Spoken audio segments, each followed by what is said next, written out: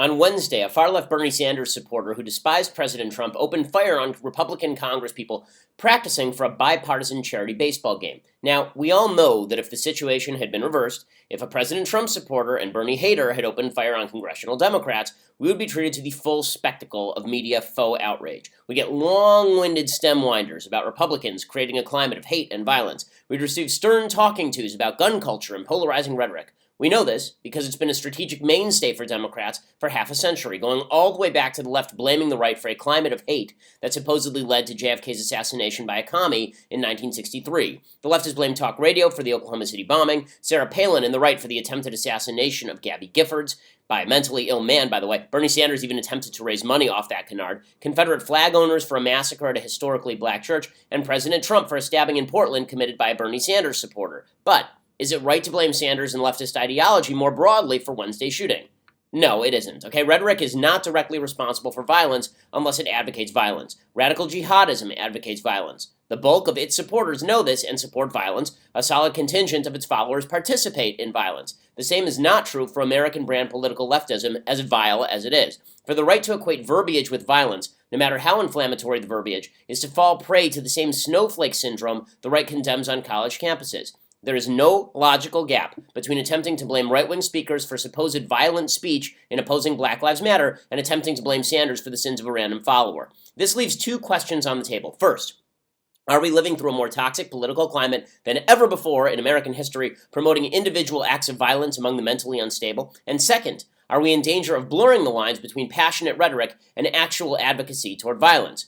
Well, as far as the first question goes, the answer is obviously no. It would take really a lot of ignorance of American history to believe that our current political climate is worse than Civil War-era America or even late 1960s America, if only because our underlying problems are significantly less horrifying.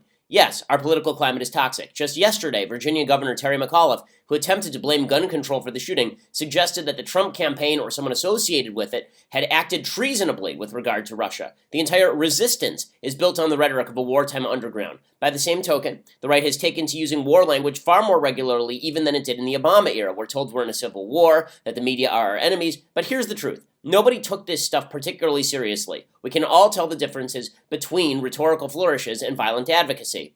Except when we can't, which brings us to the second question. Are we moving beyond purple language and into the realm of actual violent advocacy? On both left and right, the answer seems to be yes. On the left, thanks to politicians attempting to capitalize on public anger, groups like Antifa run free in major American cities. Acts of violence against Trump supporters are brushed off or treated by the media as he said, she said situations. On the right, too many Republicans ignore or downplay incidents like the Greg Gianforte incident in Montana or then-candidate Trump's talk about people paying their bills if they assaulted protesters. There are two ways to deal with the problem. First, we have to establish a bright-line rule. No defending or advocating violence. Period. End of story. Second, we should all probably take a deep breath before we hit send. It's not our fault if fringe characters take advantage of our language to do violence we never suggested and don't support. But let's all do our best, and yes, I'm including myself here, to use language we can defend morally. That doesn't mean tamping down our passion with regard to politics. It does mean thinking twice before hitting send on a tweet or Facebook post comparing Republicans to ISIS, thanks to their healthcare policy, or suggesting that Democrats are eager to watch Americans die in a fiery terrorist incident, because they oppose President Trump's travel ban. Perhaps the language of civil war is perfectly appropriate and we're willing to stand by it. So be it, but let's think it through. This seems like a decent thing to do if we wish to preserve some semblance of a social fabric. I'm Ben Shapiro. This is The Ben Shapiro Show. So in the aftermath of yesterday's horrific congressional shooting, and all prayers for Steve Scalise, the House Majority Whip, who apparently is still in critical condition, was undergoing surgery all throughout the night, and everybody should take a moment today and just say a prayer for Congressman Scalise. But in the aftermath of that, there have been a bunch of reactions that are quite fascinating. It seems like we are now on the verge of going too far in the other direction. What I mean by that is that if we were on the verge of going too far in the everyone is angry, let's shout at each other and hit each other with sticks direction, now it seems like we're in danger of going too far along the everybody just needs to never say anything that could offend anyone. And I want to be careful about what we say are the kinds of speech that are appropriate. And I'm talking about people on the right and the left. I want to be careful and go through what kinds of speech I think are really damaging and dangerous, and which kinds of speech are just typical political rhetoric, because this is the sort of situation where people could say, okay, Nutcase went crazy and shot a bunch of people, let's all Get rid of all offensive rhetoric. Let's get back to this kind of faux civility. We'll never say anything inflammatory. We'll never say anything interesting. We'll never use language that is evocative. We all have to check ourselves all the time at the door. I want to go through, I think there are 3 different types of language, and I want to go through those in a second and discuss which ones are acceptable, which ones are not. Obviously, none of this should be regulated, but which ones are acceptable and which ones are not in sort of everyday use, because I'm a little bit frightened that the snowflake syndrome that now attends to college campuses is being picked up by the right in response to the left. So the left always says people like me speaking on college campuses, well, that creates a climate of violence, and people are going to get hurt, so we have to shut down Shapiro. I don't want to see the same thing happen on the right with regard to people on the left, us saying, well, when they say that Trump is un-American, or when they say Trump is a tyrant, that's just bad and it gets people killed. I don't want to do that because, again, I like having the same moral standard for everyone. So I'm going to talk about that in just a second. But before I get to that, I first want to say thank you to our advertisers over at Wink. So you don't know anything about wine, but you have a dinner party tonight and you don't know which wine to bring.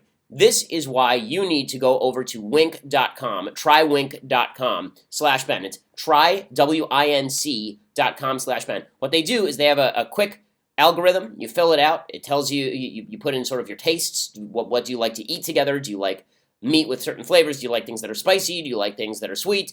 And then they recommend a wine for you, and they send it direct to your door. And right now, trywink.com/Ben means they'll offer listeners $20 off their first order when you go to trywink.com/Ben. And their bottles are $13. They start at just $13. They are high-quality wine made directly by Wink. Everyone in the office, except for me, actually has tried the wine. This is why they're all drunken savages. But they all drink heavily all the time, but they think that the wine from Wink is the best wine. So try Wink.com, trywinc.com/Ben. Get $20 off your first order. And again, it helps ensure that you're getting the right wine for that dinner party. Make it look like you know what the hell you're talking about when you bring a bottle of wine to somebody's party. Try Wink.com/Ben. Trywink.com/Ben. Use the /Ben so they know we sent you. And also so you get that $20 off your first buy plus complimentary shipping. So very cool. Okay, so in the aftermath of the attack yesterday, there was this brief moment where everybody came together. And everybody does this every so often. Right after Gabby Giffords, there was a 48-hour period where people were nice to each other. After 9/11, there was a probably 4-month period where everybody was really nice to each other. Yesterday, it was about a 6-hour period. So the amount of time we're nice to each other after a horrific incident that really goes to the heart of America has now been reduced to less than the amount of time that it takes for a yogurt to spoil if you leave it out of the refrigerator. But yesterday, people said the right things in the immediate aftermath of the attack. Here was Bernie Sanders. It was, remember, one of his volunteers who went out and shot somebody. The shooter was a Sanders-supporting, Trump-hating, leftist maniac, and he specifically targeted congressional Republicans. If there hadn't been heroes on the ground there, two in particular, to put this guy down, probably 15 to 20 congressmen are dead today. Here's Bernie Sanders talking about how horrified he was to learn that it was one of his volunteers. I have just been informed that the alleged shooter at the Republican baseball practice this morning is someone who apparently volunteered on my presidential campaign. I am sickened by this despicable act, and let me be as clear as I can be. Violence of any kind is unacceptable in our society, and I condemn this action in the strongest possible terms. Real change can only come about through nonviolent action, and anything else runs counter to our most deeply held American values. I know I speak for the entire country in saying that my hopes and prayers are that Representative Scalise, congressional staff, and the Capitol police officers who were wounded make a quick and full recovery. I also want to thank the Capitol Police for their heroic actions to prevent further harm. Okay, so there's Bernie Sanders saying exactly the right thing. Obviously, violent activity needs to be put aside. We're going to talk in a minute about whether the left is indeed putting aside violent rhetoric and violent activity, because I think the answer is in large measure no. But Sanders has actually been pretty consistent on this point, right? He was one of the guys who said that the riots at Berkeley, when Yiannopoulos went to Berkeley, he said that those riots were wrong. He said that Ann Coulter should speak at Berkeley and shouldn't be shut down. So I can't blame Bernie Sanders per se for this. I know a lot of people are trying to, because they're trying to hold Bernie to his own standard. Back in 2011, Sanders fundraised off of the idea that Gabby Giffords was shot because Sarah Palin put some sort of targeting district map on her Facebook page. There was no link whatsoever between Palin and the shooter. Sanders raised money off of it anyway. So if you're going to hold the left to their own standards, if we're going to say that toxic rhetoric causes incidents like this, then you have to hold Bernie responsible. But I'm not Bernie. I thought it was wrong when Bernie did it, and so I'm not going to be Bernie now and say that it's Bernie's fault. Paul Ryan, I thought, had a great response yesterday. Also, here's what he had to say on the floor of Congress. There are very strong emotions throughout this House today. We are all horrified by this dreadful attack on our friends and on our colleagues and those who serve and protect this Capitol. We are all praying for those who are attacked and for their families. Steve Scalise, Zachary Barth, Matt Micah, Special Agent David Bailey, Special Agent Crystal Griner. We are all giving our thoughts to those currently being treated for their injuries at this moment. And we are united. We are united in our shock. We are united in our anguish. An attack on one of us is an attack on all of us. Okay, so Paul Ryan, of course, saying the right things as well. Nancy Pelosi, the House Minority Leader, she said much the same thing. She said she was praying for Scalise and Trump, and then she, of course, came out immediately today and said that the climate of toxic political rhetoric in the country is the fault of Republicans. So that lasted for 5 entire seconds. Now, I want to go through, I think, some of the types of speech that are out there and whether we should hold them responsible for violence. John Nolte, I thought, had a really great piece over at Daily Wire today. Nolte is a firebrand for sure. And Nolte had a piece today talking about the case, basically, that CNN is responsible for this by CNN's own standard. And that's basically correct. CNN has said over and over and over that it was the Confederate flag that caused the shooting down at that historically black church in Charleston. They said that it was the Pizzagate conspiracy that caused Pizzagate guy to go and shoot up a restaurant. They said that it was Sarah Palin responsible for Gabby Giffords, all of it. And then they go out there and they say that the Shakespeare in the Park assassination of Trump thing is awesome. They hire Kathy Griffin and then reluctantly fire Kathy Griffin. CNN makes comments all the time about how, they tried to connect Steve Scalise, this congressman, to the KKK. All of this it goes to the hypocrisy of the left. And I think that it demonstrates, the left is rightly getting batted around for this today, it demonstrates that the right should not make the same mistake. We should not make the same mistake where we say, okay, political rhetoric is connected to individual actions, because the next time some kook happens to have listened to Rush Limbaugh at any point and then goes and shoots somebody, the entire left is going to say, well, it's Rush Limbaugh's fault. This guy who shot up the Congress people, he was a big Rachel Maddow fan. Is that Rachel Maddow's fault? No, I don't think that it's Rachel Maddow's fault. So there are three sorts of speech that I think are worthwhile considering. And I think that we need to be exact in how we do this, because I sort of argued it vaguely yesterday, but I didn't think I was exact enough. So there are 3 types of speech that are worth considering as to whether they cross a line or not, whether we ought to think twice before using them. And 2 of them, I think that they do cross a line, and they are becoming more and more prevalent. So, number 1, speech that actively advocates violence. So, it's actually illegal to tell people, go hit that guy, right? You're not actually allowed to say that in the United States, but there's something that sort of borders on it, which is, violence is kind of great, you should go do it.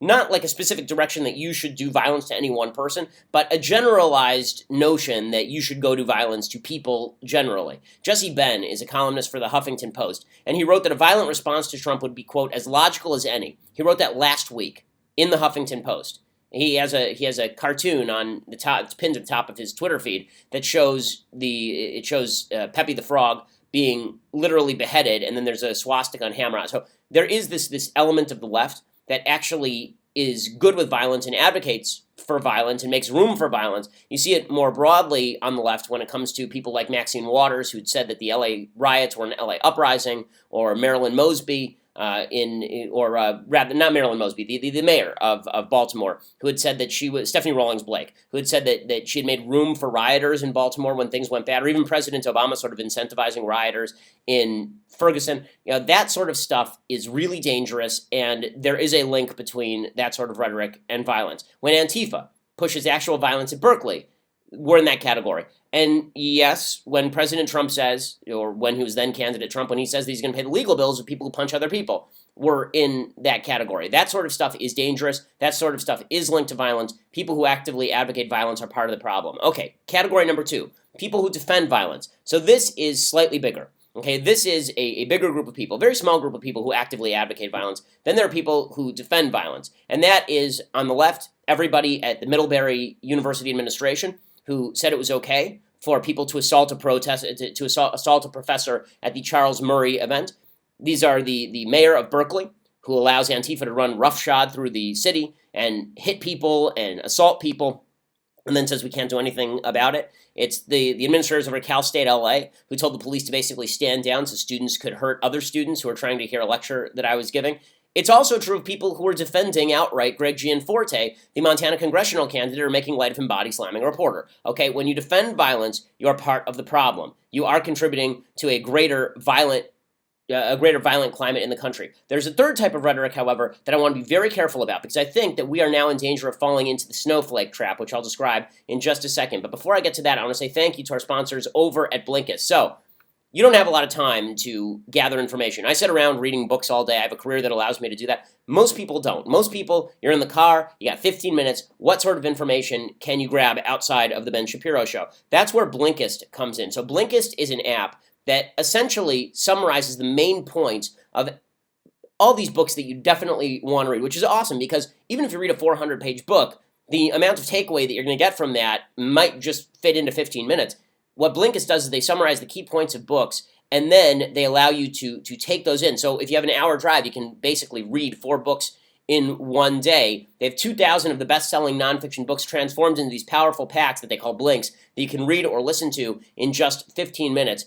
Books like Why Nations Fail, 500-page book, great book. I've read the entire book. But do I remember more than 15 minutes of content from it? Probably not. Blinkist, you go there and you listen to the summary of the book, and suddenly you know as much about that book as I probably do, even though I actually sat there for hours and hours reading the book. And this is true for a wide variety of books, and it's got fields ranging from productivity to business to science to history to self-improvement. Fantastic, fantastic app. I love it. It's Blinkist, Blinkist, Blinkist.com/Ben. If you want to go over there right now, and you go to Blinkist.com/Ben, and that allows you to get a 3-month period for free when you get a yearly subscription, or a free trial period right now, so you can give it a listen. You get that free trial or 3 months off your yearly plan when you join today. It's Blinkist.com/Ben. Awesome service. I use it myself. Very cool. Okay, so I've discussed the first 2 types of rhetoric that I think are off limits or should be off limits. That doesn't mean illegal, but it does mean that people of good conscience should not use them. Then there is the third group, and this is where I see the right starting to make a mistake. There's this third part of speech where people on the right are beginning to veer off into snowflake land. And I'll give you an example. So Representative Jack Bergman, a Republican, he comes out and he blames the media. He was at this shooting. He blamed the media for complicity in the attack. Here's what he had to say. Do you agree with that? Do you think that the hateful rhetoric has gotten just too hot?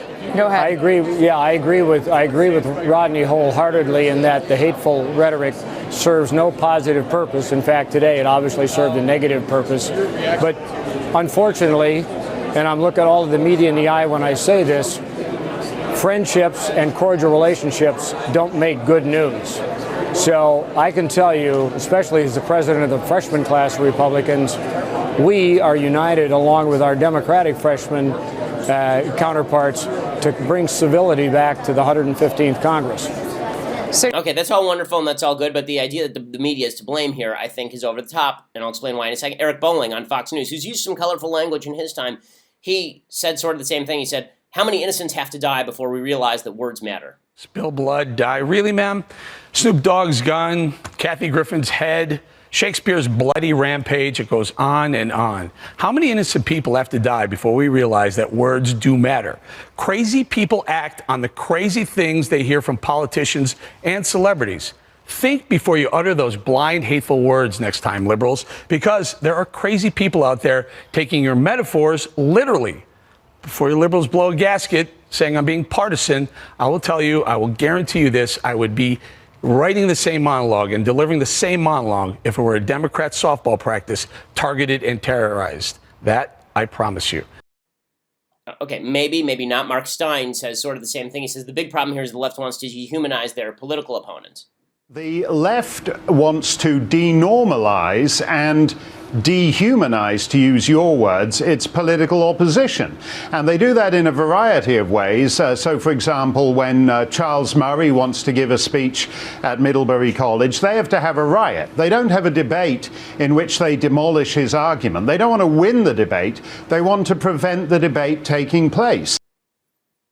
Okay, and I think that that's a good example, but where I see this going off the rails, I don't think Bowling or Stein say anything deeply wrong there, and the examples they use are from the first two categories of speech. But what I do see is a lot of people today saying things like, well, you know, the resistance, Ann Coulter has a column today, she says, the resistance finally goes live fire. Okay, we called ourselves the Tea Party. The Tea Party, if you recall, was actually a resistance movement to the government, okay, that was not averse to using violence back in the day. I mean, the Tea Party ended up becoming the American Revolution. The idea that if you use rhetoric that is charged, that this is the same thing as using rhetoric that defends violence or advocates violence, I think it is a dangerous precedent that we are setting, and I can see it being flipped very, very easily. I don't see an innate problem with saying that a president is acting tyrannical. I don't think that's calling for the president to be assassinated. I don't think the vast majority of Americans think that's calling for the president to be assassinated. When people call themselves the Tea Party or the Resistance, I don't think just because you say you're a member of the Resistance, that means that you're like a member of the French Resistance and you're going to go out there and start shooting Republicans. You know, when people who are pro-life talk about the killing of babies in the womb, I don't think that that's an implicit call to murder abortionists.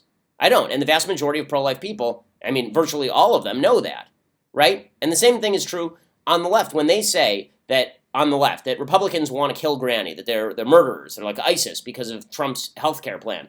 Do I think that's stupid? Yeah, I think it's ridiculous and stupid. Do I also think that it's causing violence?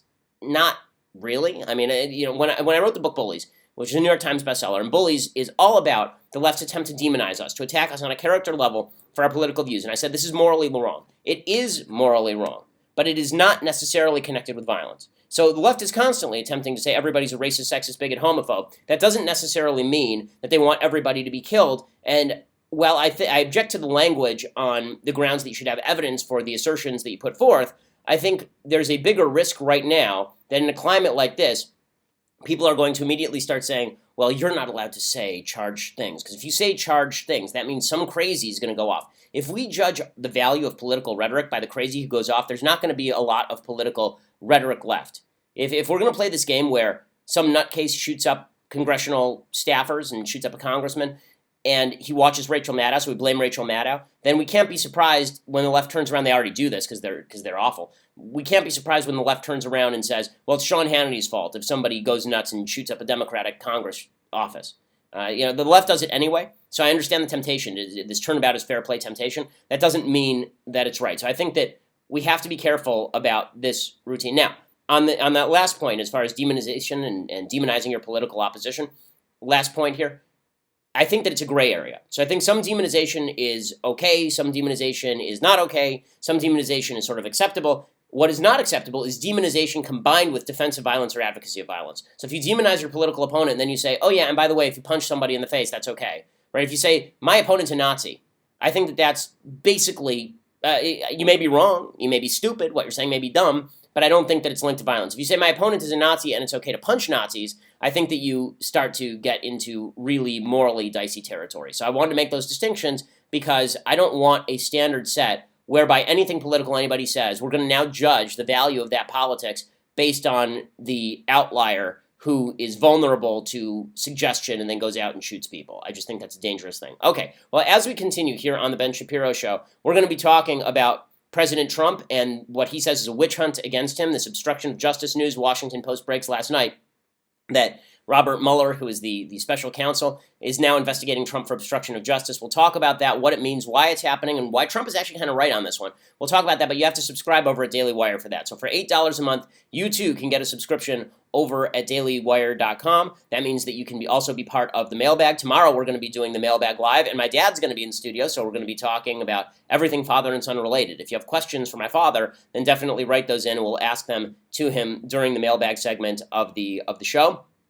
If you want an annual subscription right now, you get an annual subscription, you get a free signed copy of the book that I wrote with my dad, Say It So, all about fathers and sons in baseball. Great Father's Day gift, even if it comes a little bit late. It's a great belated Father's Day gift. Terrific book, if I do say so myself. And you get that free signed when you get an annual subscription. So go over and check it out. You want to listen later, go to iTunes or SoundCloud and make sure that you leave us a review and subscribe. We always appreciate it. I'm Ben Shapiro. This is the largest conservative podcast in the country.